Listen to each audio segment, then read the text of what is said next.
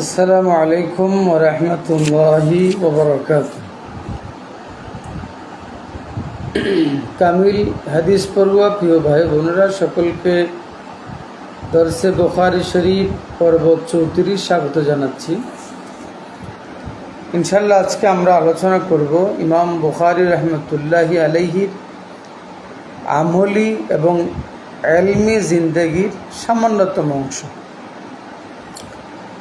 ইমাম মোল্লা আলী কারি রহমতুল্লাহি আলাই মিরকাতুল মাফাতিহির মধ্যে বলেছেন, কিলা ওয়াকানা ভিরদুহু ফি রমাদানা খতমাতান ফি কুল্লি ইয়াউম, যে বলা হয়েছে ইমাম বুখারী রহমতুল্লাহি আলাইহির ওয়াজিফা ছিল ফি রমাদানা, রমজান মাসে, কি খতমাতান, এক খতম কোরআন করিম আদায় করা, ফি কুল্লি ইয়াউমিন, প্রতিদিনে, ও সুলুসাহা, এবং কোরআনে করিমের 3 ভাগের 1 ভাগ আদায় পাঠ করা, তেলাওয়াত করা, তথা 10 পারা কোরআন শরীফ তেলাওয়াত করা, ফি সাহারি কুল্লি লাইলাতিন, প্রতি রাতের শেষ অংশে।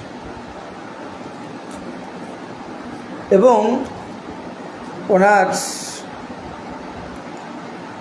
ইবাদত সম্পর্কে একটি ঘটনা বলা হয়েছে যে ওয়ালাসাহু জুম্বুরুন আও জাম্বুরুন ওয়াহুয়া ফিস সালাত।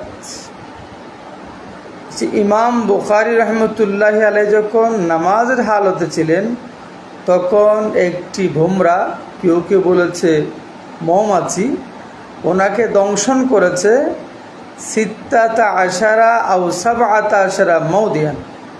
ওনার শরীর, ওনার দেহ মুবারকের 16 বা 17টি স্থানে নামাজের হালতে একটি ভোমরা বা একটি মৌমাছি দংশন করেছে, কিন্তু উনি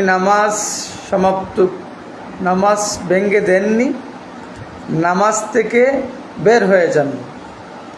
ফকিল আলাহু, ইমাম বুখারী রহমতুল্লাহ আলাইকে বলা হলো, লিমা লাম তখরুজ মিনাস সালাত আব্বালা মা লাসাআকা, যে হুজুর, এই ভোমরা বা মৌমাছি আপনাকে যখন প্রথমবার দংশন করেছিল তখন কেন আপনি নামাজ থেকে বের হয়ে আসেননি?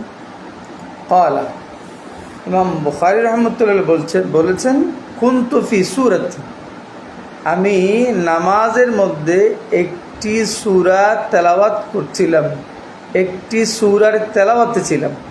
ফা আহবাবতু, আমি পছন্দ করেছি, আন উতিম্মাহা, যে আমি নামাজের মধ্যে এই সূরাটি শেষ করব, তারপর নামাজের সালাম ফিরাব। তাহলে এই ঘটনা আমাদেরকে কি মেসেজ দিচ্ছে?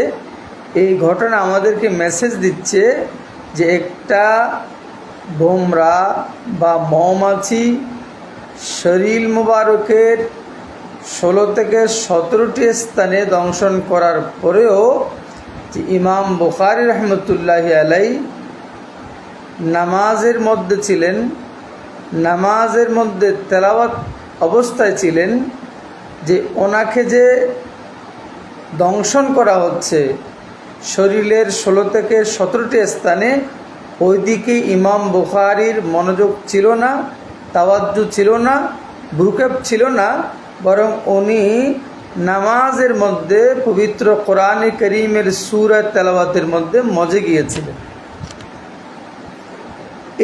এইটুকু থেকে আমরা বুঝতে পারি যে ইমাম বুখারী রহমতুল্লাহি আলাইহির আমলে জিন্দেগি কেমন ছিল, ইলমে জিন্দেগি কেমন ছিল, তার একটি ঘটনা আমরা বলবো। ওকালা মুহাম্মদ ইবনু আবি হাতিম আল ওয়াররাক, মুহাম্মদ বিন আবি হাতিম আল ওয়াররাক বলছেন, কানা আবু আবদুল্লাহি ইদা কুনতু মাআহু ফি সাফারিন, যে আমি মুহাম্মদ বিন আবু হাতিম আল ওয়াররাক যখন ইমাম বুখারীর সাথে সফরের মধ্যে থাকতাম, আমি দেখতাম যে ইয়াজমাউনা বাইতুন ওয়াহিদুন, আমরা সকলে একটি ঘরের মধ্যে থাকতাম, মানে ইয়াজমাউনা বাইতুন ওয়াহিদুন, একটি ঘর আমাদেরকে একত্রিত করে রাখত, তার মানে আমরা একটা ঘরের মধ্যে সকলে থাকতাম। ইল্লা ফিল পাইজি, কিন্তু যখন গ্রীষ্মকালে ভীষণ গরম পড়ত, তীব্র গরম পড়ত, তখন আমরা এক রুমে থাকতাম, উনি আরেক রুমে থাকতেন। তো আমরা এক ঘরে থাকতাম, উনি আরেক ঘরে থাকতেন। আমি যখন ওনার সাথে এক ঘরে থাকতাম, ফাকুন্তু আরাহু, আমি ইমাম বুখারী রাহমাতুল্লাহ আলাইহি দেখেছি, ইয়াকুমু, তিনি উঠতেন, ফিল লাইলাতিল ওয়াহিদাতি, এক রাতের মধ্যে, এক রাতেই তিনি ঘুম থেকে উঠতেন, হামসা আশারাতা মাররাতান ইলা 20 মাররাতান, 15 থেকে 20 বার, 15 থেকে 20 বার তিনি ঘুম থেকে উঠতেন। ফি কুল্লি যালিকা, প্রতিবারই ইয়াহুদুল কাদ্দাহাতা, তিনি অগ্নি কাঠি নিতেন, আগুন জ্বালাবার পাথর নিতেন, ফায়ুরি নারান বিয়েদিহি, নিজ হাতে আগুন জ্বালাতেন, আগুন প্রজ্বলিত করতেন, ওয়ুসরিজু, এবং ওই আগুন দিয়ে বাতি জ্বালাতেন, দীপ জ্বালাতেন, ওয়ুখরিজু আহাদিসা, এবং হাদিস সমূহ বের করতেন, ফায়া আলিমু, এবং মার্কিং করতেন, চিহ্নিত করতেন, দাগ দিতেন, আলাইহা, ওই হাদিসের উপর মার্ক করতেন, ওই হাদিসের উপর দাগ দিতেন, ওই হাদিসগুলোকে চিহ্নিত করতেন। সুম্মা ইয়াদাউ রাসাহু, এরপর আবার তিনি ঘুমিয়ে পড়তেন।